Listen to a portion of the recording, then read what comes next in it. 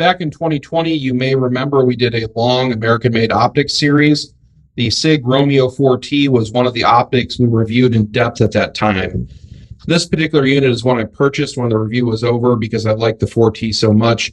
It's a great micro pattern style sight with a very long battery life, a very crisp reticle, particularly under magnification. In the years since the 4T has been released, Sig has received a good amount of feedback from end users, particularly government and military users, as the features they would like to see improved on the 4T product line. So today we're going to be talking about the Sig Romeo 4 XT Pro and the Sig Romeo 4T Pro. Here is a direct top-down view starting on the right with the 4T, the 4 XT Pro, and the 4T Pro. As you can see, the solar panel has been eliminated on the XT Pro and the T Pro, and the controls have been relocated to the top. Some end users were concerned about the solar panel being a weak point. Even though the 4T could function with the solar panel completely smashed, Sig addressed this concern by simply eliminating it. The battery life is accordingly shorter, but it's still 50,000 hours with a AAA battery in the XT Pro or a CR2032 in the T Pro. Relocating the switches to the top does make the activation of them more ambidextrous and prevents the soft rubber switches from rubbing up against someone's gear. The switches being on the left-hand side isn't something I really recognize as a problem beyond I would have to tilt the gun to the right and have my fingers come over the top to activate them while maintaining my firing grip as a left-handed shooter.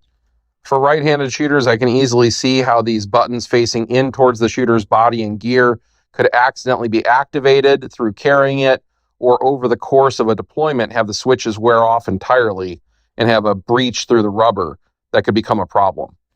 Here you can see that the left-hand side of the 4 XT Pro is slick, as is the left-hand side of the 4T Pro. With 90% of the population being right-handed, which would mean the left-hand side is riding up against their body while being carried, this move makes sense.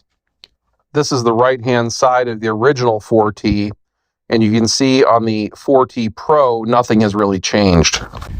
The change on the 4 XT Pro is very obvious, though. It has a module to accept a AAA battery with the cap being wire tethered to the sight itself. From what I'm told, there are particular end users who wanted the ability to use AAA batteries because they're easier to get in other parts of the world, whereas CR2032s are not. And finally, the 4 XT Pro and the 4T Pro both have a night vision button located between the plus and minus brightness adjustment buttons, which allows the user to press it and go immediately to night vision mode or back to daylight bright mode in a single click. The 4 XT Pro is now at home on my Woodland Cerakoted What Would Stoner Do rifle. As I've said before, the 4T series is my favorite micro red dot for the reticle options, the clarity of the reticle under magnification, and the battery life.